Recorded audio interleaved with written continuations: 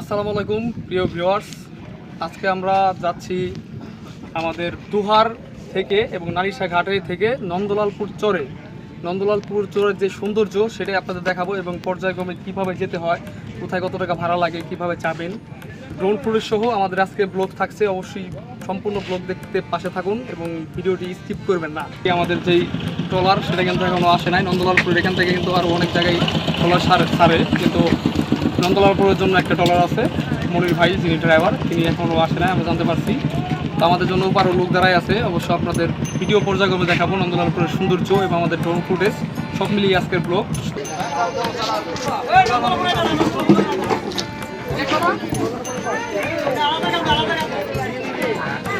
আমরা এখন নারিশা যে ঘাট সেখানে বসে আছি, ট্রলার আসবে।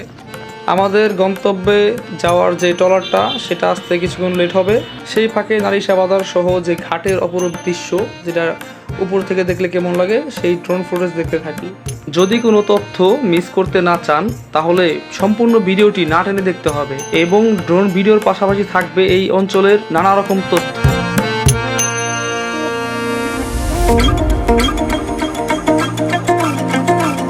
উঠে গেলাম আমাদের মনির ভাইয়ের ট্রলারে। এবার পদ্মা নদী পার হবার পালা।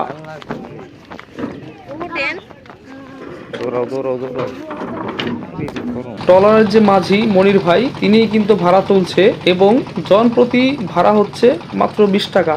এবং যদি কেউ বাইক নিয়ে যেতে চান, বাইকের ভাড়া 100 টাকা, তবে অন্যান্য ভারী বাইকগুলো 150 টাকা হতে পারে। নিজে সহযোগিতা করে, সে কারণে কিন্তু ভাড়াটা একটু বেশি।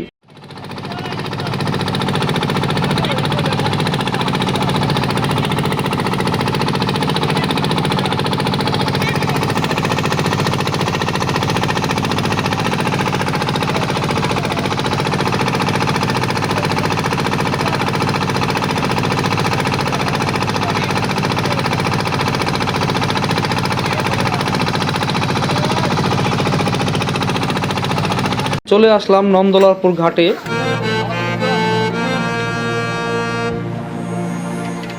ওই যে দূরে দেখা যাচ্ছে ভাই, উনি কিন্তু আমাদের জন্য দাঁড়িয়ে আছে প্রায় 2 ঘন্টা যাবত।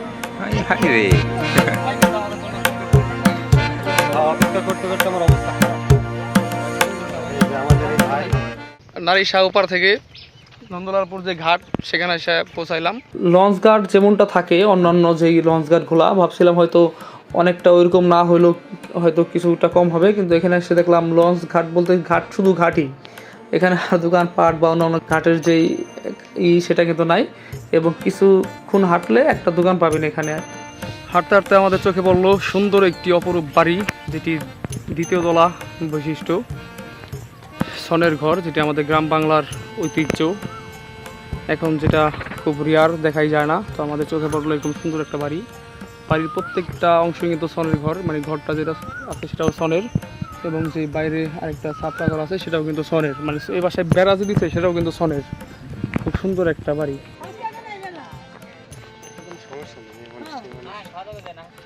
কিছুটা রাস্তা এগিয়ে যাওয়ার জন্য বাইকে করে চললাম রাস্তা দিয়ে। বাইকে যেতে যেতে দেখতে থাকেন নন্দলালপুর ঘাট থেকে রাস্তাটা দেখতে ড্রোন ভিউতে কেমন লাগে।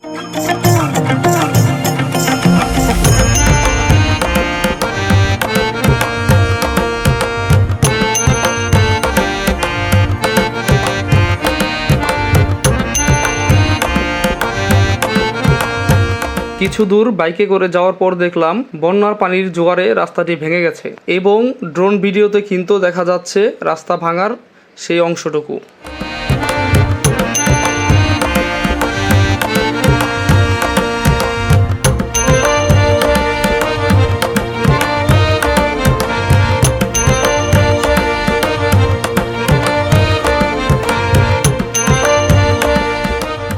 চর নন্দলালপুর ফরিদপুর সদরের দিয়ারা নারকেলবাড়িয়া ইউনিয়নের একটি গ্রাম বা চর যেটাই বলি। যেহেতু আমরা আসছিলাম ঘুরতে এবং চরের ড্রোন ভিডিও নিতে, সেক্ষেত্রে তথ্য হয়তোবা কিছুটা আনসিওর হতে পারে, যেটা আপনারা ক্ষমা দৃষ্টিতে দেখবেন। নন্দলালপুর ঘাটে নামার পরে যে ভাইটা রিসিভ করছে, ইমাম হাসান ভাই, যিনি বাইকে করে আমাদেরকে ঘোরাচ্ছে, সে ভাইয়ের কিন্তু একটা ইউটিউব চ্যানেল আছে, যেখানে চর নন্দলালপুরের অসংখ্য ভিডিও এবং তথ্য আপলোড দেওয়া আছে এবং আপনারা পেয়ে যাবেন। তিনি নিয়মিত চ্যানেলটিতে ভিডিও আপলোড করে থাকেন। ভাইয়ের চ্যানেলের নামটা হচ্ছে বেতনা এগ্রো, যেটি আমি ডিসক্রিপশন বক্সে লিঙ্ক দিয়ে দিব, সবাই ভাইয়ের চ্যানেলটা ঘুরে আসবেন এবং এই চর সম্পর্কে বিস্তারিত সকল তথ্য জেনে যাবেন।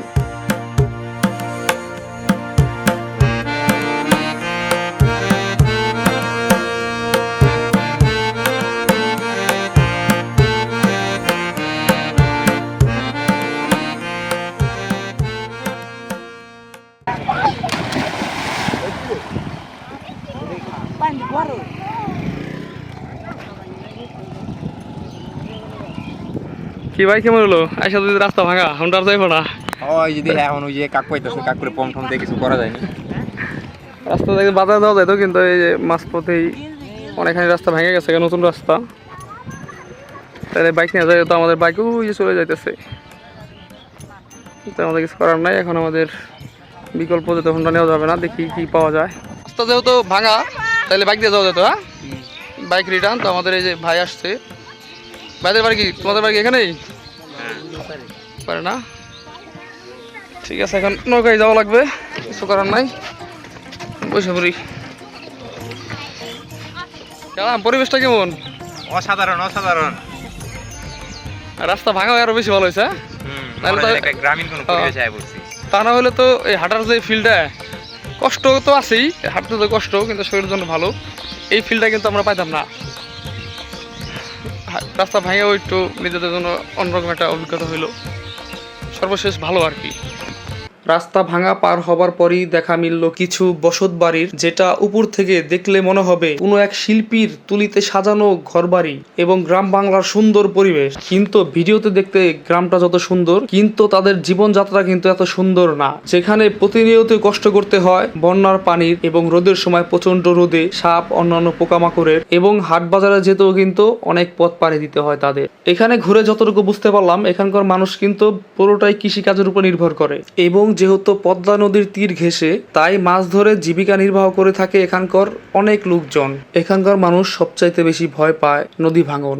নন্দলালপুর চর, যেটি লঞ্চঘাট থেকে আসলাম, সেখানেও ছিল অসংখ্য মানুষের বসত ভিটা বাড়িঘর, যেটা পদ্মা নদীর গর্ভে চলে গেছে মানচিত্র থেকে। আধুনিক গ্রামের মতো কিন্তু এখানে সবকিছুই পাওয়া যায় না। এখানে নিত্য প্রয়োজনীয় কিছু দরকার হলে কিন্তু বেশ কিছু লম্বা রাস্তা পাড়ি দিয়ে যেতে হয় ফরিদপুর সদরের বাজার ঘাটে, এবং সামনে একটা বাজার আছে, আমরা সে বাজারের দিকে যাব এবং আপনাদেরকে ভিডিও এবং তথ্যগুলো দেখানোর চেষ্টা করব।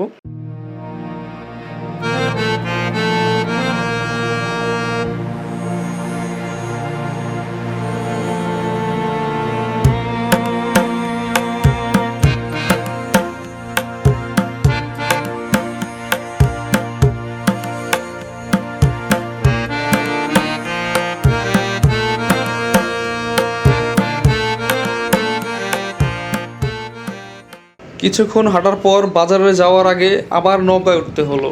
বর্ষার আগ মুহূর্তে গিয়েই দেখলাম যে পরিমাণ পানি। বর্ষা হলে অনেক এরিয়া নিয়ে ডুবে যায় এই অঞ্চলটি। যতক্ষণ ট্রলারে ছিলাম, চারদিকটা দেখতে কিন্তু অসাধারণ সুন্দর লাগছে আমার কাছে। ট্রলার থেকে নেমে আবার সেই রাস্তার দুই ধারে লাগানো ঢোলকমলি, যেটা আমাদের গ্রামের ভাষায় বলে। আপনাদের গ্রামের ভাষায় কি বলে গাছগুলোর অবশ্যই জানলে জানাবেন। কাছে যারা আশেপাশে আছেন তারা এখানে আসতে পারেন।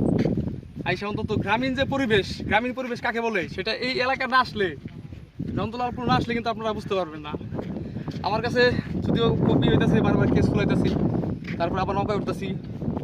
সর্বোপরি আমার কাছে খুব ভালো লাগতেছে, এবং যে সুন্দর রাস্তা, কত সুন্দর রাস্তা, দুই সাইডে আপনার পানি। কি মাছ এটা? টাকি মাছ না? দেখেন কত কিনারে এসে পড়ছে।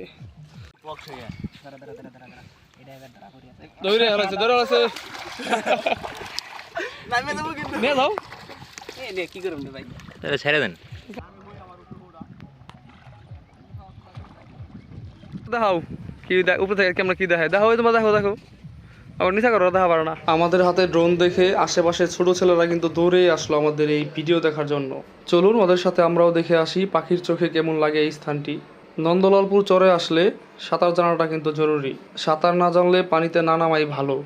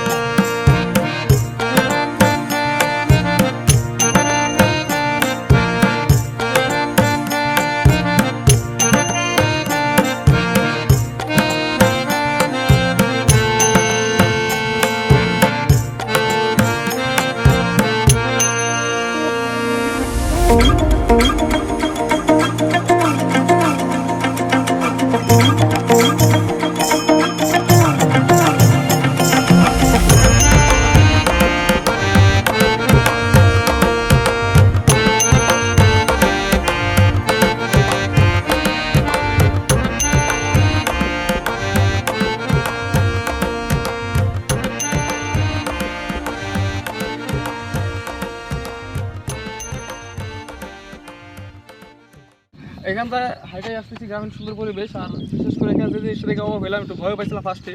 ওখানটা আসার সময় চারদিকে তাকালে দেখতে পারবা শত শত গরু, কিন্তু কিন্তু একটা বিষয় হলো গরু কিন্তু বাঁধা না, একটু সব ছেড়ে দেওয়া, কারণ ওর লিমিট পানির উপরে যেতে পারবো না, পানির উপর ও পানিটা যাইবো না, পানি এখানে থাকবো। এখান থেকে যত গরু দেখা যাচ্ছে এখান থেকে পিছন দিক দিয়ে সব গরু ছাড়া, কোনো গরু কিন্তু বাঁধা নাই, গলা থেকে ছেড়ে দিচ্ছে, ও আর উন্মুক্তভাবে ঘাস খায়। মানে ওখান থেকে শত শত গরু, মনে হয় হাজার বেশি ওই দিক দিয়ে গেলে, আমরা এই হাসপাতালের থেকে শত শত গরু মতো মনে হলো। সব গরুই মানে ওদের একটা উন্মুক্ত পরিবেশে বড় হয়, এটাও কিন্তু ওদের ভালো লাগে। দেখেন কি সুন্দর গ্রামীণ পরিবেশ, আসলে না আসলে বোঝাই যায় না। এবং গ্রামের সাথে যদি আপনি না মিশতে পারেন, গ্রাম কি জিনিস সেটা বুঝতেই পারবেন না, সেটার মজাই পাবেন না। কত সুন্দর এরিয়া, কত সুন্দর বাড়িঘর, খোলামেলা পরিবেশ, কাশবন, নদী, আসলে অপরূপ সৌন্দর্য। রাস্তাঘাটগুলো অনেক সুন্দর, যেটাকে আমরা মেঠো রাস্তা বলি। সুন্দর ভাঙাচোরা রাস্তা, যদিও কিছু কিছু জায়গায়, তবে সুন্দর রাস্তা। ওই যে দেখা যাচ্ছে তাদের ধান কাটার পরে যে খড় থাকে সেগুলা পর্যায়ক্রমে সংরক্ষণ করতেছে। এই বর্ষার মৌসুমে কিন্তু এই এলাকার যারা আছে তাদের চলাফেরা করতে খুব কষ্ট হয়ে যায়। এই বর্ষার মৌসুম ছাড়া খুব সুন্দরভাবে রাস্তাঘাট চলাফেরা করা যাবে। আমরা যে বাজারের উদ্দেশ্য করে যাচ্ছিলাম সেই বাজারে চলে আসছি। আসার পর দেখলাম একটা চার দোকান বাদে সব কিছু কিন্তু বন্ধ। এখানে সকালবেলা মাছের কিছু আড়ত বসে এবং বাজারটা খুবই ছোট।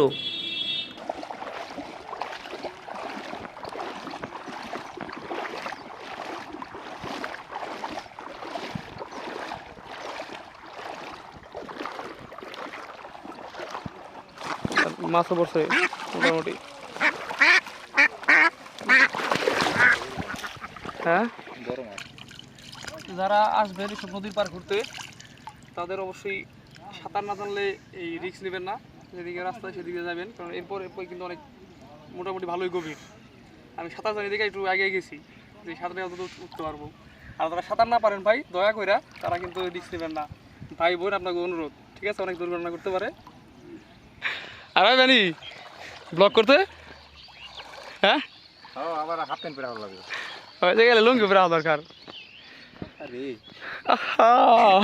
নারী কত সুন্দর অভিনয় করে রে,